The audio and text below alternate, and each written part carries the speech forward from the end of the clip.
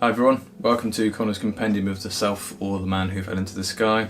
I am Connor, and today I'm going to be reading a new extract from my book, from the Compendium. A quick thank you before we fully jump into this to everyone who actually watched the video and were doing all the sharing and everything. It really does mean a lot to me that you guys actually seemed to find some sort of help from it, as this is kind of the main point as to why I'm doing this really in the first place. So thank you very much for doing that to all of you who did. I hope you did find some help from it, as I hope you find some help from this video as well. If you do, please feel free to like the video, and if you haven't already, please consider subscribing as well, and maybe join me on this journey of self-discovery and trying to help myself and also as many other people as I can as well through the book and many other things that I've got planned for the channel in the future. Hope everyone has had a great week or weekend so far, depending on when it is that you're watching the video. I hope you're being kind to yourself.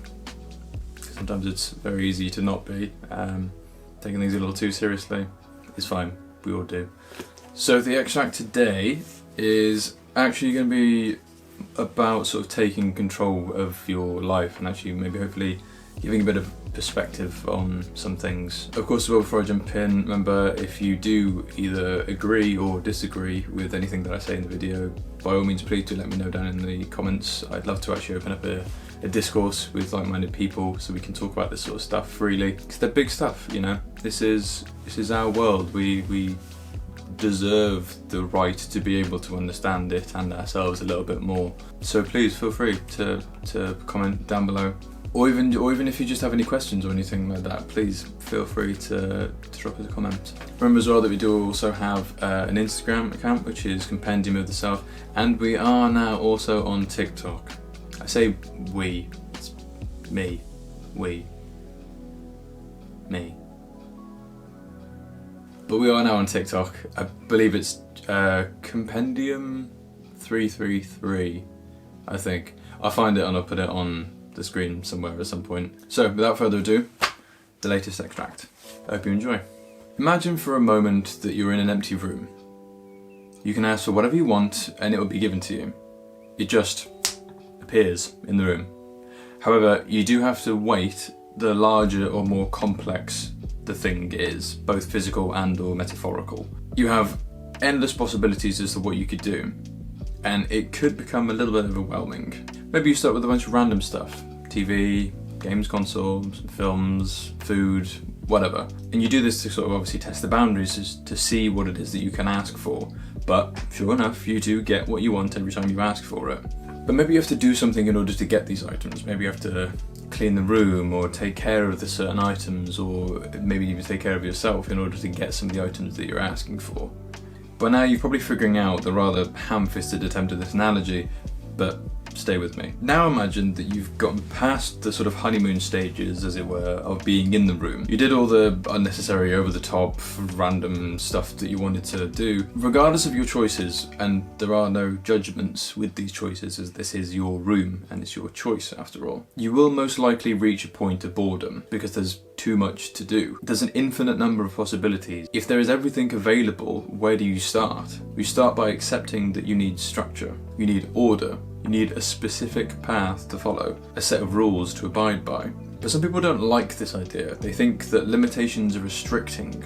However, if you have everything, what do you really have? There's no sentiment, there's no value, nothing specific to call yours. The same is true for everyday life. If you don't take the time to specify what you want, if you don't even take the time out of your day to figure out what rules that you're willing to voluntarily abide by, you will simply wind up floating through the endless sea of possibilities.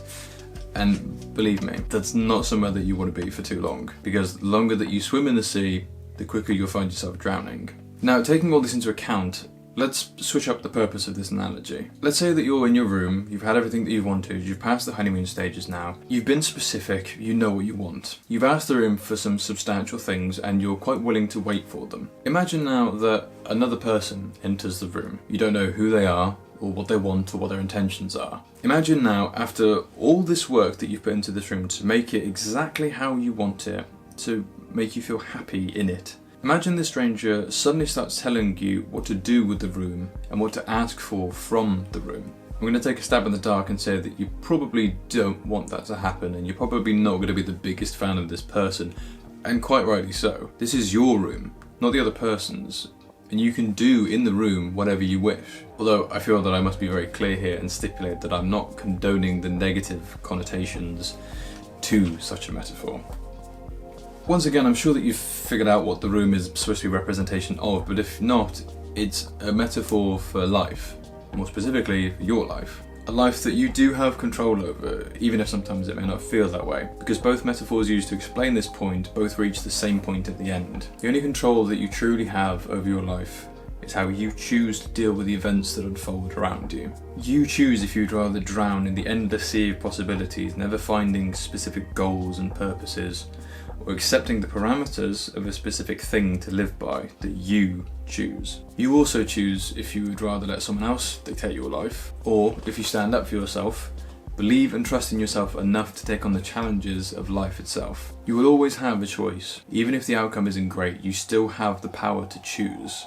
So, do you choose to become the master, or have one?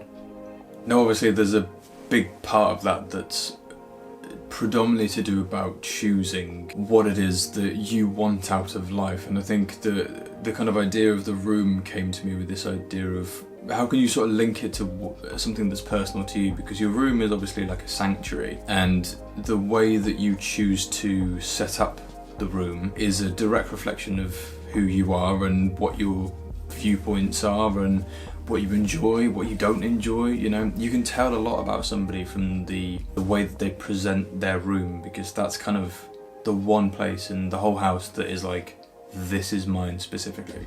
I know it's a little bit different for rented and stuff because people, but stick with me. So to allow someone to kind of come in and just completely dictate how your room is set up, you'd be like, no, what are you doing? Like, if I was to just walk into your room and start putting up a picture and be like, no, you need to take that down, no, that doesn't need to be there, no, you need to move that, you need to change that, quite rightly so, you'd be like, get out of my room, what are you doing? The same is true for life though. If someone's coming in and dictating your life for you, just tell them to leave. It is your life, you do have control over it, and the control that you have over it comes from the two things that was being said in the extract, which was that you have control by realizing that you have a choice, and the choices that you make are important about yourself. But the other thing as well is about understanding that putting certain parameters, certain guidelines, certain rules to live by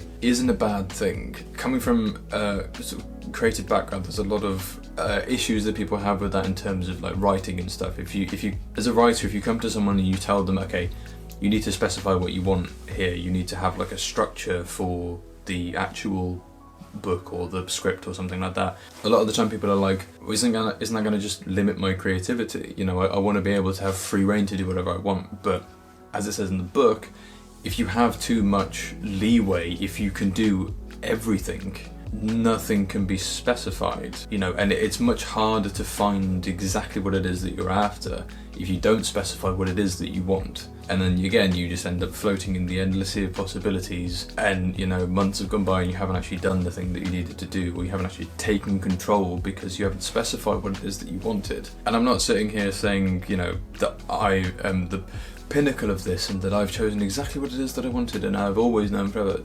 No. It took me a really long time just to even be able to set this up, because I wasn't being specific with what it is that I wanted to do with myself. And this is me trying to take steps to actually practice what I preach, which again is something else that people struggle to do sometimes, but that's for another video. So I guess the main takeaway from this is that this is your life. You have a choice. You have a choice on how you want to live your life. And some of that is taking up responsibility for your life. It's understanding that there's no one that's going to come and help you choose how to do certain things. But at the same time, it also means that if someone comes in and tries to dictate your life, you have the power to say no, because it's your life and you should be responsible for that. It's a bit harder to do when you're younger, because there's this two different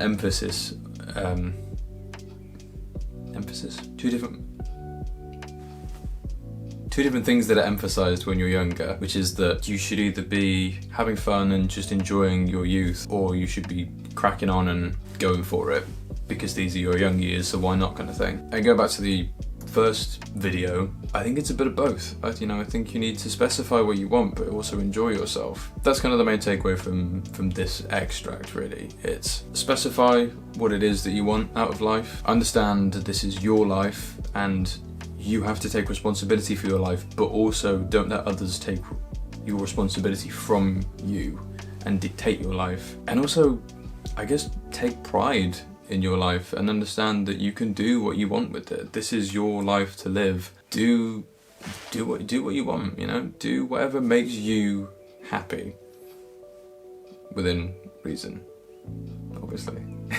So, what do you think? Do you agree? Do you disagree? Do you just have an elaboration of one of the points that I've been making? If so, again, please do let me know down in the comments. It'd be good to actually start the discourse with people about this sort of stuff. I hope that this video helped in some way. I hope you found some help from this video in any way, shape or form. And again, even if it was just something like that, again, please feel free to let me know down in the comments.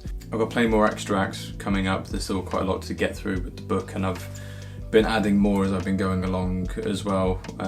It's kind of one of those things where I'm not really sure when it's going to end, really. So I guess we'll just sort of see how it goes. But thank you very much for joining me for this video. Again, I hope this helped in some way. Have a wonderful rest of your day, and I'll see you in the next one. Take care.